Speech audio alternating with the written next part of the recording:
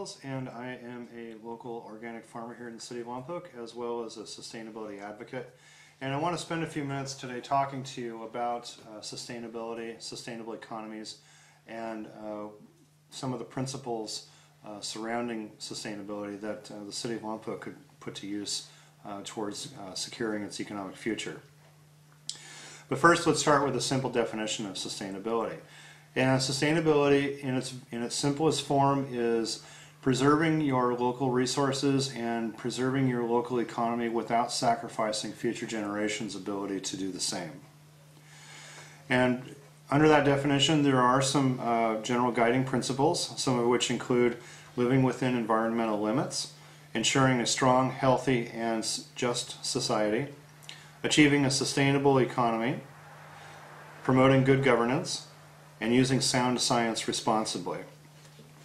There are also some shared priorities, and these are priorities that the entire community can get behind and work together with. Some of those are sustainable consumption and production.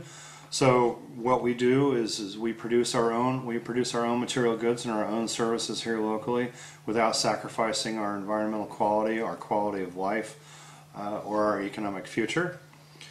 Climate change and energy, those two go hand in hand. Natural resource protection and enhancement, so not only are we protecting what we already have, but we're actually working to improve what we have to make sure that we have a sustainable set of natural resources down the road. And of course, sustainable communities. So, after saying that, I want to talk about, well, what is a sustainable community? Well, some of the principles behind that are it enables people to live within their environmental limits, ensures a strong, healthy, and just community, so everyone's treated fairly, everyone's treated equally, helps achieve sustainable local economy, so we all work together to achieve that local economy and secure that economic future for ourselves and our families. Some other principles would include it is active, it is inclusive, and it is safe. It is well operated. It's environmentally sensitive. It's well designed and built. For a good example of that might be open air markets, or creating areas that are no car zones or car free zones, so that you have people freely able to walk about the community and interact with each other on a daily basis. It is well connected. It has the available resources to allow people to communicate easily throughout the community to find the services or whatever it is that they need. It is thriving. Everyone benefits from a sustainable economy because everyone has a higher quality of life. It's well served by its public officials. And it's fair for everyone. Everyone has an equal input into the future of the economy for this local community. Now, I want to finish up with some of the key issues for local government. Some of the things that we can look to our leadership for. Those include strengthening the resilience of council services and communities to the impacts of climate change. Sustainable procurement.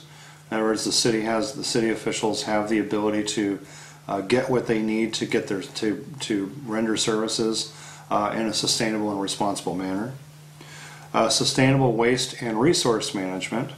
For instance, you could use some of the waste products out at the city's wastewater treatment plant could be used to fertilize community farms and fertilize some of the farming operations here.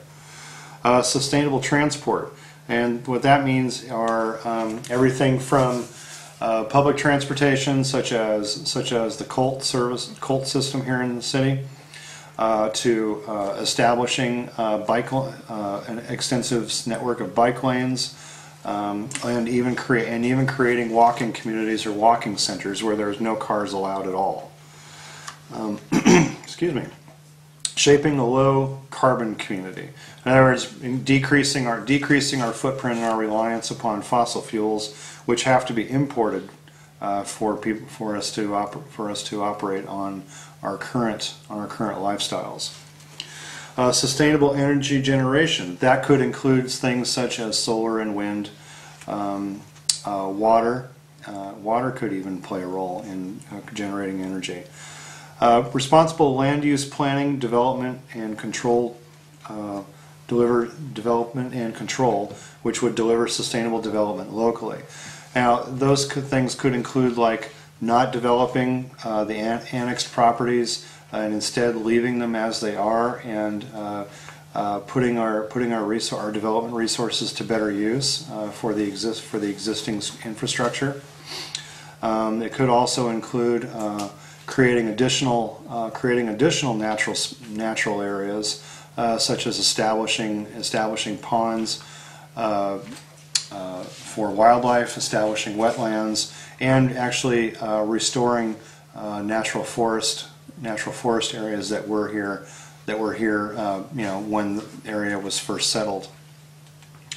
We could also work towards protecting and enhancing biodiversity. Those are the kinds of things the government could look towards. Again, recreating forest spaces, making use of our open spaces by creating a dozen community gardens, or establishing open wetlands, and of course developing a low carbon economy.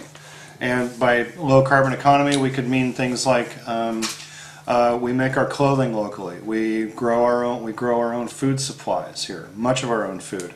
If the school district, which everyone knows is financially struggling, were to shut down one of their schools, what would we do with all those what would we do with those soccer and baseball fields that aren't being used? Well, I would propose turning them into small farming operations that could then generate fresh fruits and vegetables for the school district, saving them money and feeding the kids better. That would be an example of a low carbon economy. The people who operate that farm would be the people that used to have jobs with the school district, or might lose their jobs as a result of the school closing. Those are just a couple of examples. The possibilities are infinite. Let me give you one particular example of something that we could do. I recently received an email from another local advocate who was speaking towards the use of I think it was $1.8 million or $2 million in available Measure A and D funds that could be put to use for economic development. And the suggestion was that we could attract tourism to sporting events by setting up bike tracks around the city and those kinds of things. And I'm all for attracting sporting events, and I think having bike track networks around here are a good idea. Where I disagree is that to me it would be a limited use of a lot of available funds that could be put to better use for the community. For instance, instead of just building a single bike track and then hoping that people will spend money to travel here to see sporting events, let's use that money to develop a locally run economy from internal.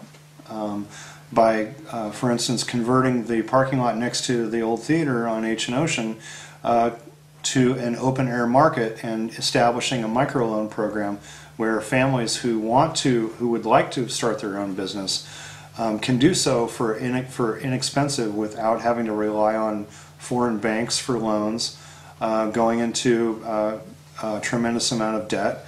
And the community as a whole would benefit, because the community would again be supporting a locally based economy. So that would be, to me, that would be a better use of those funds. Of course, the ideas are infinite, and the possibilities are also infinite. So there's lots of discussion that can be. Well, carbon footprint in a basic definition is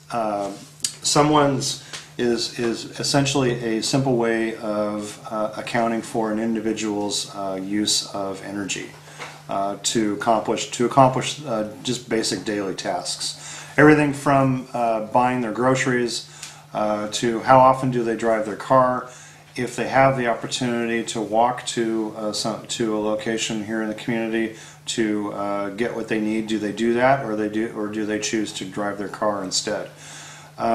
Based on the habits of individuals, you can estimate their so-called carbon footprint, and that's a basic. Well, reducing the carbon footprint helps the economy in a number of ways. One is that it puts local resources to a greater number of local resources to work. The greatest example I can think of is that the city of Lompoc, in its current economic structure, depends on importing probably 90% of everything that gets used in this city, and that's expensive. Not just in the price tag at the grocery store, but in terms of the amount of energy that it took just to get that product here. For instance, most of the items in the produce section at a store such as Vaughn's will cost the consumer anywhere from $1 to $2 a pound, depending on what they buy. But that price is kept low because of volume. Now, a lot of those. Now, if the true cost was measured, it would actually end up costing you somewhere in the neighborhood of $7 to $8 per pound for that same product, because the cost of growing it, the cost of processing it, the cost of the pesticides, herbicides, fungicides, the tractors, the infrastructure that harvests those, the transport to the distribution centers, the cost of cleaning those products and preparing them for transport, the cost of the fuel, the cost of paying the drivers, the cost of the vehicles, the pollution that's generated from that, the amount of oil that's used up in that. All of that factors into a cost, and because of subsidies, those costs are borne out in different ways. For instance, oil is heavily subsidized by the federal government, so it gives the appearance that things are actually less expensive here, but they're really not. If the government stopped subsidizing oil, we would all be paying the same amount of money for a gallon of gasoline that the Europeans currently pay, which is anywhere from $8 to $10 a gallon. A couple of the annexed properties that I can think of are the Bailey Avenue corridor, and then there's also one in the south, near the South Hills of the city. Those have both been annexed properties, and it's my understanding that those properties are, the owners of those properties are wanting to open those up for development. My argument against doing that is twofold. One is it doesn't serve any real purpose to opening up property for development when we're in an economic slump and no one can afford to buy the homes that would be built there anyway. And two, the further out you spread, the more energy it requires to keep those developments up to code. The more energy it requires to maintain those areas. The costs to the city go up, which ends up, in the end, it ends up resulting in everyone paying more money for something that the city didn't really need in the first place. Well, the importance of sustainability is that there's many factors. I'm going to use energy as the example. There are many factors that go into determining the cost of energy. Everything from how it's transported to how it's produced, how it's extracted from the earth, and how it's processed and refined, and how it gets here. All of that, it takes energy to create energy, and the world has definitively reached the point where we will never produce more oil than we are right now. We have reached what's known as the plateau, or what is being more commonly referred to now as peak energy or peak oil. The idea that we can pull ourselves out of this by extracting the hard to get stuff such as shale oil, what's called in the industry as tight oil, through extraction processes and massive drilling, is a myth, and that will play itself out over time. I'm confident of that. Natural gas, there might be a large supply of natural gas, but natural gas doesn't run your car. Natural gas isn't capable of stepping in and taking over for crude oil in terms of energy output and energy investment, energy return on energy invested. It just isn't going to happen. So, but thank you for your time. Have a great evening, a great day, and I will talk to you soon. Thanks.